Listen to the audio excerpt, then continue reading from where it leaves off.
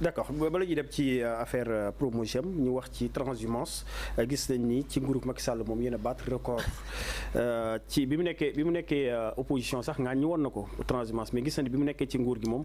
dafa ne c'est un cancer qu'il faut combattre. mais gis nañ bi mu ñëwee moom promouvoir na ko ku ñëw mu jox la daanaka na lay yëkkati ba ca kaw jox la poste vraiment mu nekk loo xam ne si nii neexul Sénégalais parce que à chaque fois su ko defee ñu sanctionné ki transhumé looy tontu ci xam nga damay ñëw ci cancer moi j'aime bien les termes que président Macky Sall mi utilisé xam nga cancer c'est une cellule boo xam ne mission am dafa changé suñ ko mënee expliquer de façon pour mu terre à terre. cellule bu dof quoi. bon man nag du ma wax dof parce que day wér. ndax dañ koy faj ba mu wér te dof du wér.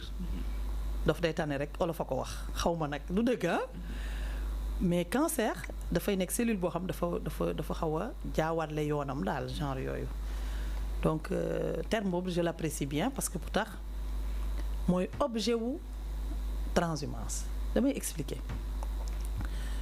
transhumance commencé wul ci président Macky Sall le terme mu ngi commencé président Abdoulaye Wade moo ko génnee ci jamono bi nga xam ne le président Abdou Diouf moom ak président Abdou Diouf ñooy jongante ñi di jógee ci moom di dem ci président Abdou Diouf di jógee ci moom di dem ci président Abdou Diouf ba ko yëf yi bëggee jaaxal xam nga ñun sénégalais moom dañu am habitude boobu nit boo ko mënta convaincre rek nga jéem koo vaincre boo koy vaincre da nga koy vaincre par doole wala nga vaincre ko pour toucher ci égoam ci honorabilité am ñun loolu mooy suñu façon. nit bu amul dëgg ci yow dalay xas mbaa mu duma la du dëgg on ne convainc pas mais on vainc bon le président a dit toucher l'honorabilité des gens de ces gens là pour dire que da ngeen dem transhumer c'est de la transhumance vous êtes des opportunistes vous êtes des ceci vous êtes de cela c'était pour téye waa këram ñi nga xam ne am nañ jom di bañ ku leen jam ak yooyu suñu naroon dem sax dinañ gis seen bopp daal di toog c'est une arme mais la transhumance dans sa définition primaire dañ ko associé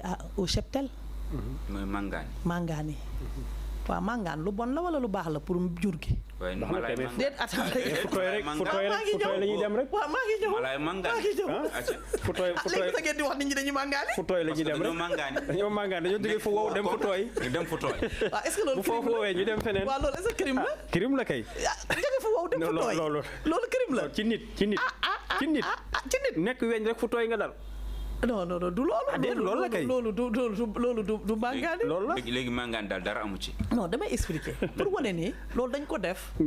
pour wax ju ñaaw pour vaincre est-ce que yaa ngi dégg. mais buñ ko ramener à la politique dama wax léegi la politique c'est l'art de dialoguer su ñuy wax transhumance kon en politique nañu d'accord ne am na ñuy jógee ci pouvoir bi te wàcc ci opposition bi loolu tam transhumance la tudd. bu dee en politique. bu dee wàllu nit lañ ñëw. est-ce que mën nañu ko tuddee transhumance c'est ce que je veux dire c'est-à-dire soit bu ñuy wax fu tooy. bu ñuy wax fu tooy ak fu wow waxuñu waxi ñax. su dee mala gi la ñuy wax ñax la ñuy wax. est-ce que ay nit nag ñax la ñuy lekk. déedéet mais fee moo nguur moo gën a neex boo demee privilège yi ngay am yooyu mooy ñax mu tooy bi jouissance boobu ngay am mooy ñax mu tooy bi. revenons rek xam nga loolu ku nekk ak fi nga teg sa bët. waaw man gis naa ay ñoo xamante ne ay milliards lañ yor te man maa leen dàq dund sama waa ngàcc gee ñoo leen dàq dund. ngàcc naw de. waaw. ni ñuy dundee ngàcc naw de. moo dàq ñoom ni ñuy dundee te yori milliards. kon li ngeen di wax nii c'est tout simplement une vision individuelle c'est pas parce que nit ki di yor na ay milliards que man moo ma dàq dund xale bi wax na ko ku xeebul sa noos kenn dàqu la noos 1000 francs noos. 500 noos. mais fi ngay waxee non fi ngeen waxee rek laa waxee fi ngeen waxee rek laa waxee parce que da ngeen jàpp ne. ànd ak nit non yaa faatu ànd ak nit di ko xalab ba mu ne kirip jëm kaw nga wëlbati ko naakaan yaa baax yaa yaru. waaw mais loolu non seulement moral nangu ko loolu moral nangu ko kaay ma expliqué la kay defal ndànk. non moral nangu ko. kaay ma wax la xam nga loolu lu ko indi nit parfois dina waxee si ñàkk maandu. nit dina gis nit xamu ko. di la combattre ba nga am la di suman ma wëlbati di la tàgg. nit dina combattre nit fekk xamu ko en réalité dama leen jox benn exemple en 88 dañu grève Sénégal ñun ñoo nekkoon élèves yi nekk secondaire ñu grève ba année blanche am ndax président Ablaye Wade jamono ak Abdou Diouf quelques années après dëkk bi tàng le président Abdou Diouf oote gouvernement élargi xaw ma lan. union nationale. président Ablaye Wade dugg ci gouvernement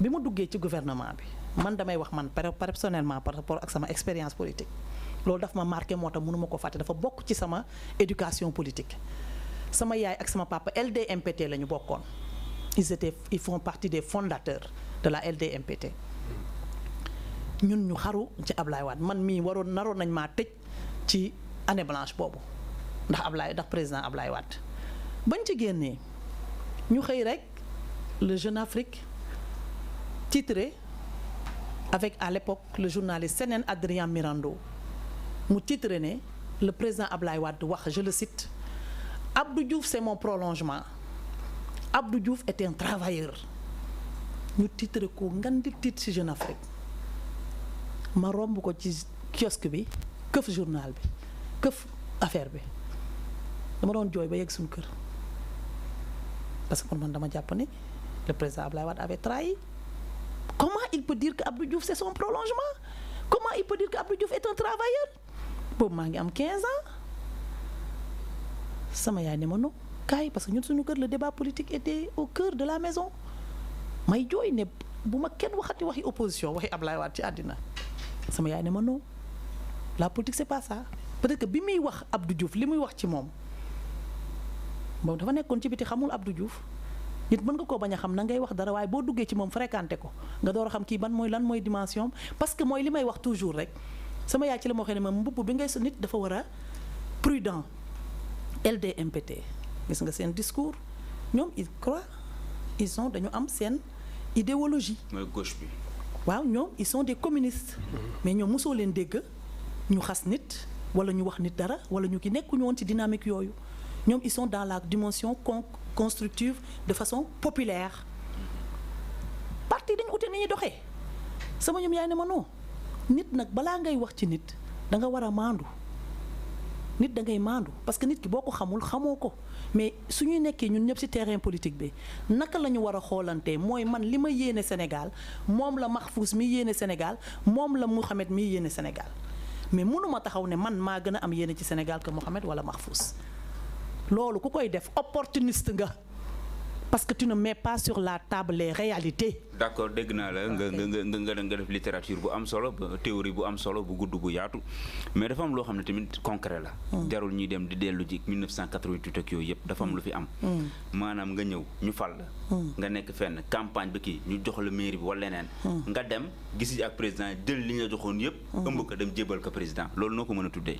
waa léegi jébal président contrepartie de ay privilèges loolu noo ko mën a tuddee bu dul privilège dafa dem seeti ji wala leneen loo ko mën a tuddee.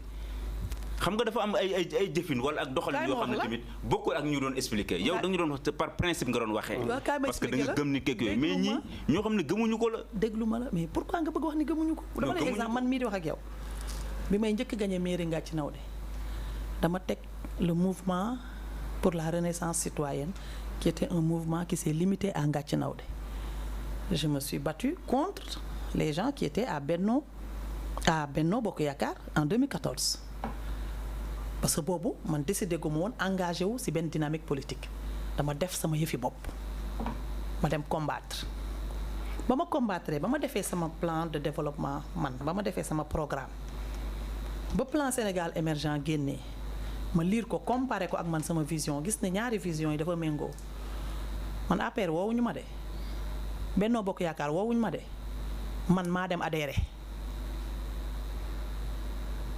dégg nga wax bi parce que dama gis ne lii ma bëgg a def ñii su ma jokkoo fii maak ñii ñoo bokk gis-gis te ñoonu lañ ko mën a liggéeyee fa laa bokk ba ma demaatee élection alhamdulilah je touche du bois mosuma perte élection foofu lu tax maak Bamba Fall bu dee moom ngeen bëgg a wax ñoo bokk même démarche. non yemu leen. lu tax quelle est la différence quelle est la différence. Bamba Fall dafa demee coalition. ñu fal ko campagne am ay kàddu yu mu doon wax am fu mu bokkoon am taxawaay bu mu am. ñëpp xamee ko ci opposition bi yow yaa ngi koy wax ne engagé woo fenn da nga nekk benn citoyen boo xamante ni sa gox moo la tax a jóg nga dem gagné am nga droit après xool fu sa xel nekk nga dugg fi mu mel ni Pape Djibril Fall mi demee ci non inscrit après fu ko neex mënoon na fa tànn. mais li nit ñi dul nangu mooy. xarab ni démb tay nga tagu ko. bu subaa nga xarab ko wala nga xool xam ne li ay calcul la nga dem fekki ji ko. xam nga loolu il faut ñu bàyyi di wax ne lu nit doon nangu xam nga nit moo tax li may wax toujours xarab nit sax mooy erreur parce que nit koo xam ne xamuloo ko nit ko mën nga ko doxalinam la ñuy xarab quoi doxalinam.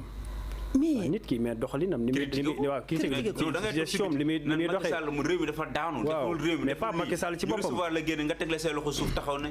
il est le meilleur. waaw léegi Macky moo fi gën. waaw mais kooku ban nit ngay gëm. mais parce que xam nga lu tax da nga jàpp ni réew mi dafa daanu.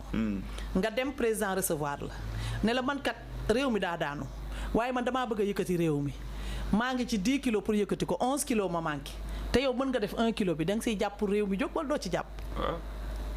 yaa ne waaw de. ak non yaa ne waaw yaa ne waaw. mi ngi lay dugal de. daf may yóbbu. yaa ne waaw. mi ngi lay dugal de. parce que yaa koy topp ci kiyam de.